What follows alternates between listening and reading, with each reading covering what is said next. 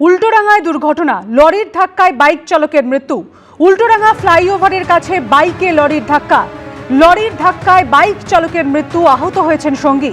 রাত 10:30 নাগাদ নিয়ন্ত্রণ হারিয়ে লরিতে ধাক্কা বাইকের, আর তারপরেই লরির পিছনের চাকায় পিষ্ট বাইক চালক। বেঙ্গল কেমিক্যালসের কাছে ঘাতক লরি আটক। শুক্রবার রাতে উল্টোডাঙ্গায় ফের দুর্ঘটনা, লরির চাকায় পৃষ্ঠ হয়ে মৃত্যু হলো এক বাইক আরোহীর। ঠিক যেখানে আমি দাঁড়িয়ে আছি, অর্থাৎ উল্টোডাঙ্গা থেকে চিংড়িঘাটার দিকে যাওয়ার যে রাস্তা, এই রাস্তাতেই বাইকে করে দুজন ফিরছিলেন। তখন রাত 10:30। প্রত্যক্ষদর্শীরা জানাচ্ছেন যে আচমকা পিছন থেকে এসে নিয়ন্ত্রণ হারিয়ে একটি লরি ধাক্কা মারে এবং ঘটনাস্থলেই একজন বাইক আরোহীর মৃত্যু হয় এবং আরও একজন গুরুতর জখম অবস্থায়, যাকে উদ্ধার করে স্থানীয় বাসিন্দারা এবং ঘাতক লরিটিকে ধাওয়া করেন স্থানীয়রা এবং তারপর শেষ পর্যন্ত লরিটিকে আটক করেছে পুলিশ। এবং যেমনটা জানা যাচ্ছে, ঠিক এই জায়গাতেই কিন্তু এই দুর্ঘটনাটা ঘটেছিল এবং এইখানে গুরুতর জখম ওই বাইক আরোহী পড়েছিলেন এবং আরও একজন যিনি এই সেতুর দিকটাতে পড়েছিলেন এবং যাকে পরে উদ্ধার করা হয়। এবং যেমনটা জানা যাচ্ছে যে এই যে লরিটির চাকায় পৃষ্ঠ হয়ে তার মৃত্যু হয় এবং শেষ পর্যন্ত এই লরিটিকে আটক করেছে পুলিশ। ঠিক কি ঘটেছিল সমস্ত বিষয় খতিয়ে দেখছেন তদন্তকারী আধিকারিকরা। ক্যামেরায় প্রতীক রায়ের সঙ্গে সত্যজিৎ বৈদ্য, এবিপি আনন্দ, কলকাতা। গাড়িটা রানিং অবস্থায় একটা আপনাদের এখান থেকে লরি পাস করছিল, তো তারপরে একটা বুলেট গাড়ি ডান দিক থেকে এখান থেকে পাস করছিল, তো ওরা অনিয়ন্ত্রিত অবস্থা তো ছিল বা ড্রিঙ্ক করেছিল, তো গাড়ি একজন ওখানে পড়ে গেছেন, আরেকজন এখানে এসে গাড়ির উপর থেকে রান ওভার হয়তো হয়ে গেছে। লরির দোষ বলে আমার মনে হলো না, কিন্তু হতে পারে ড্রিঙ্ক করেছিল বলে হয়তো এই প্রবলেম হয়েছে। এসআইআর শুনানি পর্বে ধারাবাহিক অশান্তি, এবার কড়া বার্তা কমিশনের। ভোটার তালিকা সংশোধন ঘিরে কোনো রকম অশান্তি বরদাস্ত নয়। এফআইআর না হলে এবার প্রশ্নের মুখে পড়বেন জেলা নির্বাচনী আধিকারিকরাই।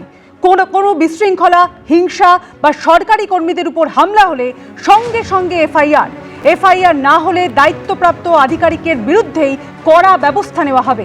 শুনানি কেন্দ্রে যদি সরকারি সম্পত্তি ভাঙচুর বা কোনো সরকারি কর্মীর উপর হামলা হয়, তাহলে সংশ্লিষ্ট জেলা নির্বাচনী আধিকারিককে স্থানীয় থানায় অভিযোগ এবং এফআইআর দায়ের করতে হবে।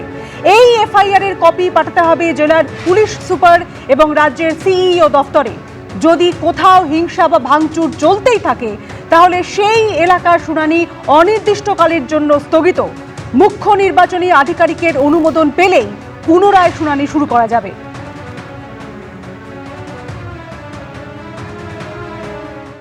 নেতাজি সুভাষচন্দ্র বসুর জন্মদিনেও বাদ গেল না রাজনীতি।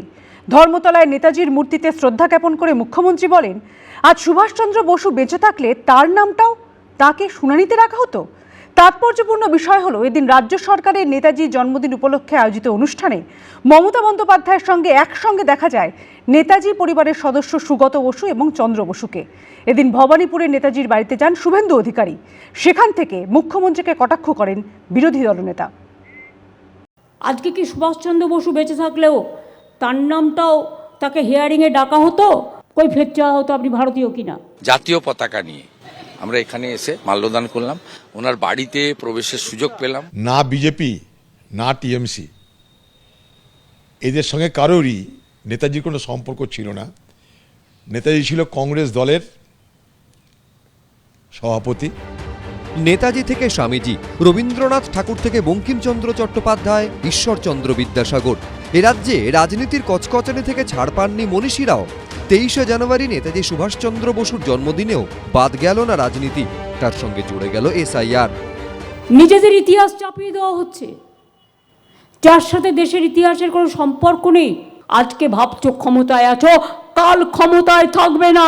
দিল্লির যে চক্রান্ত নগরী এখন সারাক্ষণ চক্রান্ত করে বেড়ায় বাংলার বিরুদ্ধে, তার বিরুদ্ধে আমরা একমত হব। এরা আরবি সংস্কৃতি এখানে আনতে চায়, ভারতীয় সংস্কৃতির সঙ্গে এরা থাকে না। বিকশিত ভারত তখনই হবে যখন বিকশিত বাংলা হবে। নেতাজি কোনো পার্টির নয়, নেতাজি কোনো ব্যক্তির নয়, নেতাজি হচ্ছেন দেশের।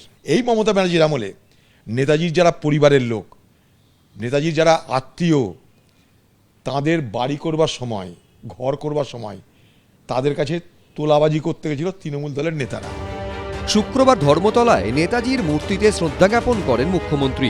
বেলা 12:15 নেতাজির জন্ম মুহূর্তকে স্মরণ করে বেজে ওঠে সাইরেন, শঙ্খ বাজান মমতা বন্দ্যোপাধ্যায়।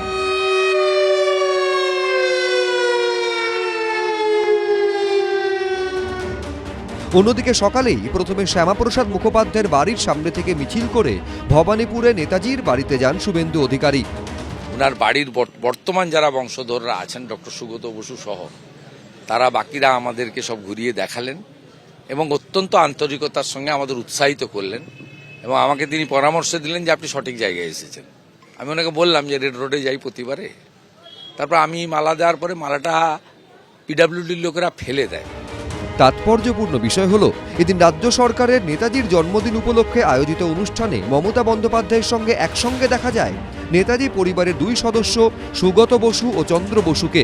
সুগত বসু 2014 থেকে 2019 সাল পর্যন্ত তৃণমূলের সাংসদ ছিলেন। অন্যদিকে চন্দ্র বসু 2016 সালে বিজেপিতে যোগ দেন, তাকে রাজ্য সহ সভাপতি করে বিজেপি। সে বছরই বিধানসভা ভোটে ভবানীপুর কেন্দ্রে মমতা বন্দ্যোপাধ্যায়ের বিরুদ্ধে লড়েছিলেন। 2019-এর লোকসভা নির্বাচনেও বিজেপির হয়ে লড়েন, কিন্তু দুবারই হেরে যান। এদিন সেই দুজনই ছিলেন ধর্মতলায় রাজ্য সরকারের অনুষ্ঠানে। আজকে কি সুভাষচন্দ্র বসু বেঁচে থাকলেও তার নামটাও তাকে হিয়ারিংয়ে ডাকা হতো? চন্দ্রবাবুকে তো অলরেডি ডেকেছেন। আমাদের দুর্ভাগ্য, আজও নেতাজি সুভাষচন্দ্র বোসের জন্মদিন জাতীয় ছুটির দিবস হিসেবে ঘোষণা হয়নি। হ্যাঁ, ডাকতই তো। নেতাজির পরিবারের লোকজন ডাক পাবে এসআইআরে, কারণ তৃণমূল ভয় দেখিয়ে বিএলওদের দিয়ে মিথ্যা তথ্য সিস্টেমে আপলোড করিয়ে দিয়েছে। সব মিলিয়ে শুক্রবার নেতাজিকে সবাই স্মরণ করলেন ঠিকই, কিন্তু তাকে নিয়ে রাজনীতি হলো বেশি, যিনি কিনা সবসময় মনে করতেন রাজনীতির ঊর্ধ্বে দেশ। আশাবুল হোসেন, শিবাশিস মৌলিক, এবিপি আনন্দ। এবিপি আনন্দ, এগিয়ে থাকে, এগিয়ে রাখে।